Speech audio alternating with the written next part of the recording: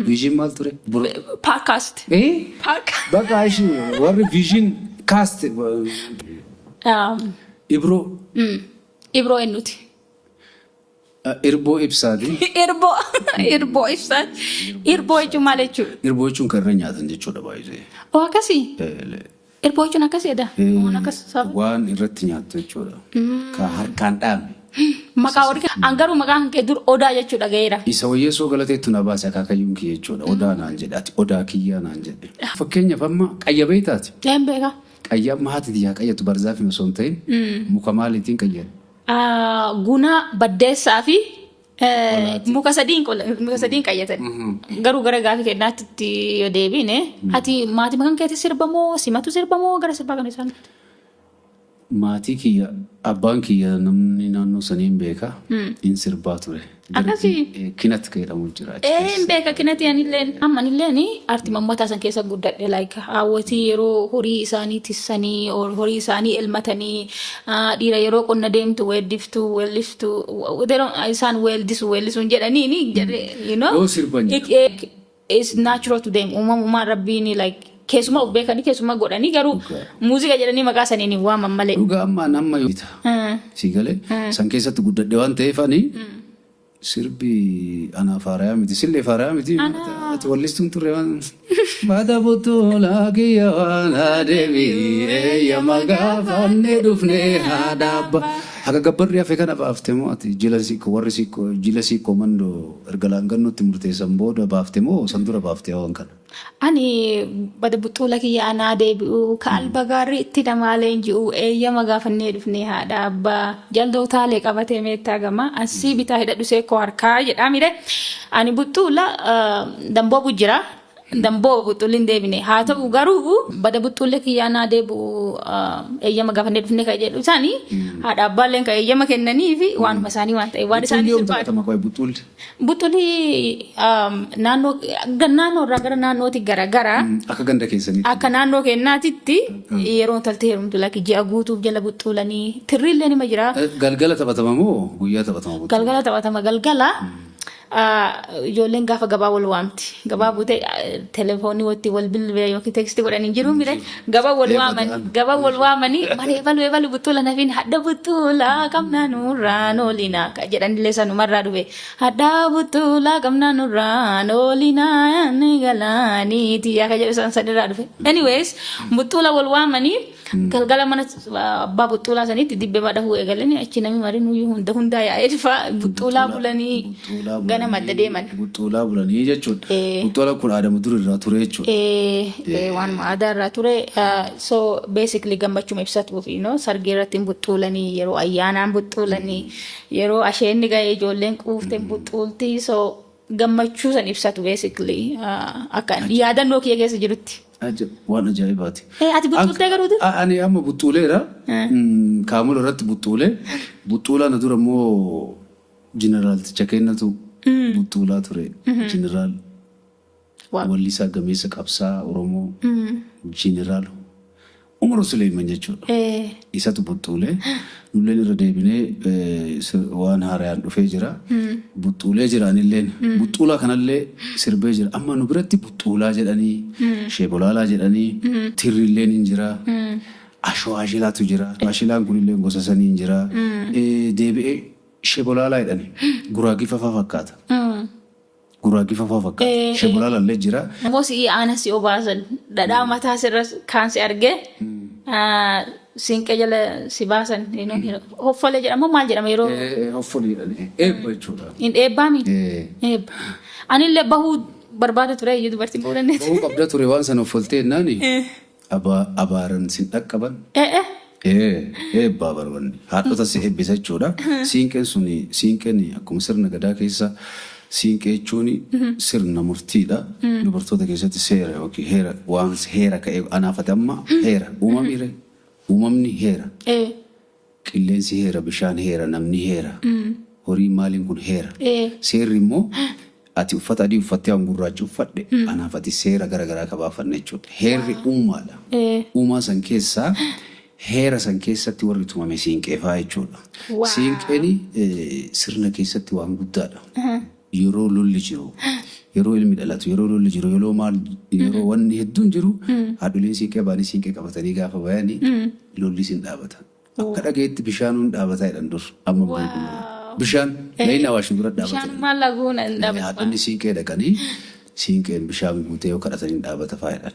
Rooba sanillee mira manni sun awurii qaban bara meeqa jaamsa roobsan. Reefu bayaa meenutti roobi bishaan nagaadhani. Kadhatanii akkaataa kadhannaa isaaniitiin waa'ee isin dhagaaf hin rooba jechuudha. Nama miti waaqni uumanuun dhagaaf jechuudha. Garuu nu dhiiga tokko gamanaa gamasii. Nu dhiiga tokko gamanaa gamasii. Akkas. Hayyee sirba wayii sii sirba? Sii sirbu? Sagalee makiyya kanaa sii sirbu? Bata butuulaadha moo kamee moo shillimii? Moo kabira haaraa jira? Meetti yaada. Atummaan waan naan jettu laala. Jedhu. Kaamolee waaressanii buna wal waamu wallaa firnii ciisa boraati tolchaa wal jala seenna jimee gorrinii yuuba dhaddoo dhahattee feetu ginnaa dagalee dabsitee ijjattu deemsa toltaa kaamu walaabu arsii maddikee maali bareen akkana wal isaan jedhe kam laata? Kan uummannuun dhageenye akkamitti ati dhaga'uu dandeesse? Gaafii seeniti. Kun sirba amma buxuula ittiin dhufaa jiru. Sirba baay'ee bareedaa ta'e. Buxuula kun buxuula ta'e sirba arsii jechuudha. Ka weebiin gama jirus ka gamana jirus ka walitti qabatee sirba kana sombayin akkana sirbuun keetuu yakka akka afaan ammaatti yakka garuu yakkumarraa isin hambifnee jira dubbiin jilban qabdu dhageetti waan ta'eef jechuudha. Kun sirba kaamolee. Kan amma qabadhee dhufeen jechuudha sirba haaraa mata dureen isaa kaamolee jedhamu. Kaamolee jechuun maal jechuudha? Kaamolee jechuun dubartiin lama haalli isii jechuudha. Kaamettii fi boseetti jira. Boseetti maali? Boseetti jechuun waa hunda hanqina ta qabdu jechuudha boseetti jechuudha. Ilmi namaa hanqina hin qabu hin dhabu ta hanqina qabdu jechuudha ta waa hunda hin guunne jechuudha. Kaamettii jechuun qanxuu jabduu waa hunda dandeessu jechuudha. Guutuu jechuudha. Guutuu jechuudha. Uummata akka irraa hidhan. Waa takka wanni waa inni irraa hir'ise tokko hin jiru. Ofii gabbu'ee dalagina fakkaate. Kaametti jechuun akkasi. Kaametti makanatu gaafa immoo jaalattee wanni jettu kaamolee ta'an jechuudha. Sigalee tawaa hir'uu hin qabne. Waaw. Isiisantu kaamolee jedhama. Kaamolee waaressanii buna wal waamu ollaa firanii ciisa boraatti tolchaa. Wal cimee baaduu gadhu. Qorrumatu jira. Jira. Yoo anamma yoo haadha warraa hin qabnes ho'allee yoo ta'e natti hin qorra jechuudha. Sigalee qorri kun akka baay'eetti ilaalama. Qorra seeraa qorratu jira yoo kophaa jiraattellee immoo simatti qorrata. Manni sun ona jechuudha. Maal jedha sira dubartii mana onarra dubartii ontuu wayii jedha. Dhagaheera jecha sana. Dubartiin garuu wantuun hin jirtu soba kun kanan fudhannu. Ta'u kawanni boseetti ta'uu dandeetti hin jirtu wantuun. Yuuba dhaddoo dhahattee feetu ginna dagalee dabsitee ijjattu deemsa toltaa kaamu walaabuu arsii maddikee. Mi kana jechuun hunniin ammoo jecha diishinarii irratti iyyuu soxxeen argine isin eessaa fiddani waan akkana gurra namaatiif tolu. Jechi kuni waanuma uummata keessa jiru. Waanuma kalee uummanni kenna jedhu maatiin jechaa ture finne jechuudha. Sigalee kuni kaamolee waaressanii jechuun intala bareedduu sanii ollallee nama baay'ee dhufee ilaala. Kaamolee waaressanii waaressuu jechuun beekamire galgaleessee buna wal waamu wallaa firrini isii ilaalu. Ciisa boraatti tolcha wal jala seenna cimee qorri. Kaamu walaabu arsii madditeedha. Maalii bareen akkanaa laalchatti daawwatanii warra ulfoo ulfina sanyii qadhaabbatanii. Sigalee? Arsee arsoomni qorsaa arsee sanduuqa obsaa harkana fuudhe bulloolee dhufaa shullisaa warra ulfoo ulfina. Amma kana keessatti maali beektaa akka jechuu barbaadame kun hundi muuyni illee waan irraa biqilu qabaa mire. Namni illee waan irraa biqilu qaba. Oromoon tokko akka waa hundaatti. Garuu san keessa amma warra ulfoo ulfinaa jechuun warra sirna qabu, warra aadaa beeku, warra hooda beeku, warra safuu beeku jechuudha. Isaan san irraa uumamte. Kaamole. Isaan san isa mul'isuufi. Ka akkasitti walaloo akkasii fayyadamne jechuudha. Waan ajaa'ibaatti. Sirbi kun waan addaa wayiiti. Karama mara walaloon isaa yeedaloon isaa muuziqaan isaa viidiyoon isaa waan takka argamee hin beekne jechuu dandeenya. Mee eenyu turmaati sirba kanarratti? Sirba kanarratti eenyutu hirmaate dura sirbi kun waa qabiyyee hedduu of keessaa qaba. San keessaa tokko maali? Amma ilmaan Arsee achi keessatti Arsii waamee jira. Lafa dheeda. Lafa sii komandoo ka Arsiillee achi keessatti waamee jira. Waamnee jira. Sii galee Yidaa Roobee Laangano dheechisanii gadabasaasan baaleen bobbaafatanii. Qubsuma lafaati kun lafa malee namaa miti. Namni ka gamas jirus gamanas jiru Arsiidha, ilma Arsichaati. Isaan keessaa immoo ka inni itti galuu danda'u achirratti illee waamee jira immoo. Sii galee achi keessatti fakkeenyaaf bullaalla wacaalee utaa kajawaa sooretti warra waayyuu dhummuu qabnu dhiiga tokko gamanaa gamasiyyuu. Balbala amma fakkeenyaaf ati deemtee gosa kee yoo lakkaatte anama fakkeenyaaf wucaaleetti gala. Wucaale sun immoo ilma Arseeti. Arse ka baarentuuti, baarentu ka Oromooti mire. Akkasi jechuudha. Waa hunda achi keessatti kennee jirra. Itti deebi'ee immoo namni walaloo fi yeedaloo harka guddaa shoora guddaa ka taphate addunyaadha. Addunyaa jedhamu mucaa jabaa lafaa dhufaa baay'ee cimaa ka ta'e addunyaa gaashuu jedhama. Addunyaa gaashuu kun baay'ee mucaa cimaadha. Parsantii guddaa shoora guddaa ka taphate isa ka sagalee moona jalaa qabe haadhuma warra isaati Asaantiidha. Isilleen sagalee kiloolee qabdi. Deebi'eetiin immoo namni immoo arrangementis dalage Biree Biraayit jedhama. Miiksii maasteringii ka dalage immoo Salamoon jedhama. Namni hedduun irratti hirmaatee jira. Ka warri waraabes immoo of ta'itu waraabee viizhinis irratti hirmaatee jira. Qooda guddaa irratti fudhatee jira. Garuu sanii ol sirriitti ka jechuun durarraa ka'ee waraabaa ture. Jawhar Gammadii yookiin of ta'ee jechuudha. Asumaan immoo viizhin illee of ta'e illee hundaa galateeffachuu barbaada. Hojii kanarratti baasii guddaa nutti fudhate. Shubbistoonni garee Aleeks Alamaayooti. Waliin nama 30 irratti hirmaate shubbistoonni qofti asii kaanee immoo laangannootti dalaynee naannoo miliyoona tokkotu qaalamaatti itti bahee kan ammoo uummanni keenya akkamitti akka nu simatuuf akkamitti akka nu qeebalu ilaallaa jechuudha. Akkuma namni sirba sun haga ammaa dhagayeeru marrinuu waan ispeeshaalii ta'uun gaafiin qabu. Ati ammoo sirra kanatti tolu yeroo baay'ee artistoonni baay'ee waanuma baratame naannoo riitima tokko hojjeta irra deddeebi'anii riitima muuziqaa yeroo hojjetan waan uummanni keenya san barateeruuf. Ati ammoo asirraa hojjettaa, asiin buxxuula hojjettaa. Karrayyuu wayii lafa qabdu qaba. Sirboota qabsollee, sirboota jaalallee, sirboota aadallee qama kenna kun dalaguun sigalee haaraa miti. Warri wallistoonni durallee hunduu dalagaa turanii. Kanaaf waan haaraa miti. Garuu yeroo ammaatii fi muuziqaa riitimii tokkotti irra deddeebi'amee hojjetamaati. Yeroo baay'ee jiraa akkasuma ta'e ati buxxuula dalagdeerta. Aadaa buxxuulaa kiyyoo dalagdeerta. Nu duras immoo Jeneraal Gannas Umar Suleymanis dalageera. Namu waan beekoo dalage immoo bareedaadha. Tole waan beektu tokko waan itti amantu tokko aadaa bareeda yoo fidde gurra nama obboleessa kee ka biraatiif Oromoo kutaa biraatiif isaaf gurra haaraa aadaan itti uffattu ka biratti jabaadha. Aadaa keenya san waan keenya san guddisuu qabna jedha. Aartiin afaan Oromollee akkas ta'uu qaba. Riitimii ta'uu qofa irratti osoo hin ta'in Ali Birraa afaan bar diyaatoonikii fa'aa sirbaniiti. Sii galee ka aartii afaan Oromoo kan ol guddisan jechuudha. Ati godina tokko kutaa tokko fookii riitimii ta'uu qofa sirbitee fi wallisaa jedhamuu hin dandeessu akka kootti. Galee anamma gaafa walloo sirbu walloo ta'eeti miti.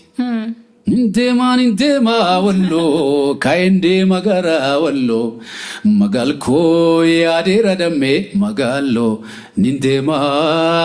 nindeemaa walloo eessirta gaafa galatama. Ani Ameerikaa jira gaafas gaafa sirbi kun ba'u. Gaafa sirbi kun yaadadhu garuu yeroo haga haguma dhiyeenya kanaatu iyyuu mammaatu sirbi kun very very popular akka malee hiitii ta'e birthday irratti sirbama sargii irratti sirba bakka inni irratti sirbamne hin jiru baay'ee hiitii ture. Sunoo akkamii hojjettan? Sirba sana ijoollee ture gaafsan. Adaamaa baandii dalagaa ture baandii jiituu jedhamu baandii jiituu booda Awwisoo Odaa Nabii Seenee san booda immoo Awwal Usmaan jedhamu rooba biraan fide isteejii wayitii irratti argee rooba dalagee jechuudha. Sirba sana gaafsan ijoollummaa qaba. Namni achuma faana se'a dhaloota kiyyallee jechuudha wallo. Waaw. Roobaani ka nama keenya. Wallistoota baay'ee isatu dalage jechuun afaan Oromoo kana gammaa ka dalagame parsantii torbaatama wal 80 isatu dalage. Wallistootuma hunda jechuu danda'a. Waan amma sirboota ati jaalattu hunda warra amma biyya achii biyya lammataa jiru isin bira jiranillee. Kakka Daawitee fa'a? Daawitee, Ilfineesh Qannoo, Maamma Sheekaa, Shaabee, Umar Suleyman, Muktaar Usmaan, Hirphaa. Warra immoo biyya keessa jiru warra boqates warra akka Aloo Dawwee warra biras immoo Katiir Sa'iid, Adam Haaruu, Eebbisaa Addunyaa. Waaw. Achirra sirboonni jiran. Baay'ee akkanumaan sirboota kan keessa akkati jaallattu qaba. Adama ijoollee kee keessaa kam jaalatta? Sadiinuu jaalladha. Hundaan jaaladha. Hundaan jaaladha. Sababni jaaladhuuf seenaa itti qaba. Siyaasa itti tumamuu dandeessaa, itti biyyaa bahuu dandeessaa. Ka jaalalaas immoo mudannoo qabda. Aadaan kee immoo eenyummaa keeti. Akkas jechuudha hundaan jaaladha. Artistoonni yeroo baay'ee stage irraa yeroo perform godhan waan addaa mudannoo garaagaraatis mudata. Mee mudannoon addaa kati yeroo baay'eetti kophaa kan keellee itti kolfitu kasi mudate yeroo stage irraa sirbitu jira. Nama fa'aa akkasii badhaasu jira. Nama si dhungatu jira. Wanni akkana wanni si mudate jira. Yaadadhu garuu amma baay'eetu jira. Yeroo tokko qophii wayii dalagaa osoo jirru hawwi soodaa nabiina fakkaate sirba osoo sirbaa jiru. Miti beektaa kituchee. Miti tan nama ciniintu san. Gurraattii san. Sun baay'ee. Namni guutee jala nu seensanii giraawundi achitti bara san surreen jalaan uffattu fi bal'aadha jalli isaa bal'aadha. Miti natti timtee isteejii irratti hooboo yoo sirbu. Si ciniinte naan hin jedhin. Hindeemaa wal kaa'ee deema gara wal jedhee beeka. Maaliif jennaani? Ol dhufte mitiin baay'ee. Gaafa isiin si kummuutuun beektamiree? Sibtaachi. Achii mucaan sirba na dalagaa ka isteejii irratti taphachaa jiru immoo itti ibroon sirba waan haaraa fidee si dhaqee taphachaa. Ani mitiin gubadheeti beek. Kana fayyada. Waa baay'eetu jira. Waan addaati. Tokko lamaa miti baay'ee. Waan ajaa'ibaati. Waan ajaa'ibaati. Baay'ee nama kolfisiisa. Ati akkam waan si mudate garuu atis wallistoodha. Wallistoodha. Sagantaa wayiillee qabda ture. Achi booda immoo sirbatti seentee sirba namaa sirba kennitee daangaaf. Durun baangoo chokoo hoda yammanii masila addunyaa balaa kan hin galaanii galaadhu. Yere iyyoti yaafade deemuugiyaa. Yere iyyoti yaafade. Baandii jabduu turte godina Arsii turte jechuudha. Aan amma sirba kana shillimii yaadadhu. Sirba sanfaadha jechuudha. Because sanuma waan ta'eef beeka kaanseptiin isaa sirbuma aadaa uummata keenyaa kan yeroo cidhaati. Shillimii bareeda durbaay'ee xurumbaan goshoo goodayyaan filini. Bantii dhaadhu yookiin bassi dhaadhu. Kaati dhaadhu gara bantii nama. Bantii maaliif dhaatan seeta? Guftaaf akka ta'uuf. Goodayyaan guftaa asiin ta'uu mira dubartiin heerumtu guftaa. Heerumaa jirtaa asiin booda akka guftaa asii ta'uu sanitti dhaadhu jedhanii gorsaadhaan. Because fuudhaaf heeruma keessatti si gorsanii, si eebbisanii yeroo aarii qabaattu illee arrabsitaa mira akka fuudha. Hamaamota keessatti illee kanuma baay'ee keessatti illee kanuma mira. Odumaa jennu Arsiin seenna fuudhaaf heerumaa isaa keessa gosa karaa kamiin hagamiin wal fuudha. Waan amma hedduu jira garuu san keessa amma fakkeenyaa fi kadhattee yookiin ergattee fuututu jira jaarsa ergattee aseennatu jira. Aseennaan sun naa ta'eera. Aseenna si ta'e? Walgarratu jira. Kabiraa dhiisii mambeetoo keedha mul'atu jira. Mambeetoon maali? Mambeetoon kuni amma yoo namni tokko intala takka fuudhee intalti sun immoo boqatte. Hayyee. Quxisuu isii itti aantu intala mana jirtu kennaniif jechuudha. Haatitii akkasii. Maqaa isaan beekne malee. Mana. Manumarraa manatti jechuudha. Because maatiin maaliif maatiin sun akka hin facaaneef ijoollee sun akka hin miidhamneef tabiraa dhufte ijoollee san miidhuu dandeetti. Aadaadan yookiin immoo isiin sun haadha biddeena illee miti haadhuma taateef jechuudha. Ati Kaayiroo irraa carraan Kanaadaa maali odoo jiru dhiiftee Oromiyaa xiyyaaraan deebite. Anillee akkuma keessatti dhiisee Oromiyaa deebi'aa nu lachuu Oromiyaa jirra. Maaltu carraasan si dhiisise Oromiyaa si deebise. Dhugaa natti fakkaata maqamatu wal fakkaata. Kaayiroo ture maqama kan aadaa jedhuu fi kan aadaa dalaguu galee. Aadaa kiyya dalaguu galee. Ani biyya tiyya jaaladha. Biyya tiyya jaaladha. Daaqee biyya tiyya jaaladha. Konsertii mafaa dalagee deebi'a malee nama biyya namaa dalaguulleef nama biyya namaa deemee jiraachuullee uumamee miti. Maaliif jennaan ani akka abbaa kiyyaatti hangafa. Qe'ee malee qubsuun kiyya deemuu danda'a malee ani abba mardaa qe'eeti. Waatu jira Oromoo keessatti. Hangafoo taate. Si galee ati abbaa qe'eeti. Saniifuu ani asuma jiraadha malee deemee deebi'e malee ani nama qe'eerraa fagaatu miti nuti aadaa qabna safuu akkaataa ittiin guddanneetu jira jechuudha. Hayyee waan addaati. Sagantaa keenya kadhaa kanumarra xumurraa kaamolee garuu akkasiin jalan tarre kaamolee waan addaati. Muuziqaa sagalee isaa viidiyoon isaa waan mara eeggatee hojjetame waan ta'eef kabaasii guddaan enerjii guddaan hojjetame. Anis ammoo aga sirba san dhageerra isuma dhageeffataara waan biraatu dhageenye atuun beektaa. Manni kennalleen gochee kenaa kaamolee waaressanii buna wal waamu beenaa kaamolee teessan soqadha warri dhiiraallee. Dubartiilleen kaamolee waaressanii buna wal waamu ollaa firrinii ciisa boraati tolchaa wal jala siinna cimee korrinii yoo baxaddoo dhayattee feetuu ginnaa dagalee dabsitee ijjattu deemsa toltaa kaamoo walaa boharsii madditee. Maali bareedna akkanaa maali bareedna akkanaa laaja si daawwatanii warra ulfa ulfinaa sanyii kadhaabbatanii arsii arsoomni qorsaa arsii sanduuqa obsaa harka na fuudhi bulloo loo'ee dhufaa ijoollesaa. Waan akkasiiti. Osoo sirra looyaa silaa hojjannee morma kee sirra looyaa dhoysiina sukkuumi. Inaaree sukkaaree lubbuun sabiyyiidha. Muka abbee nu dhiiga tokko gamanaa gamasiyyuu nu dhiiga tokko gamanaa gamasiyyuu nu dhiiga tokko gamanaa gamasiyyuu akkam ta'uu attana goota dhibee akkisaa seeqadhume fuulli kan kee dhibamaa fayyisa akkam godhu attana goota dhibee akkisaa seeqadhume. Fulli tantee dhibamaa fayyisa diidaa roobee laangana weechisanii gaala basaasaa baalee bobbaafatanii maaluma laata maasi gaggaafatanii beeta maqaa koosii nama gaafatanii soofu marbuunaa baara ollaa dadalaa soofu marbuunaa baara ollaa dadalaa obsana dhorgee booya garaan jaalalaa obsana dhorgee booya garaan jaalalaa.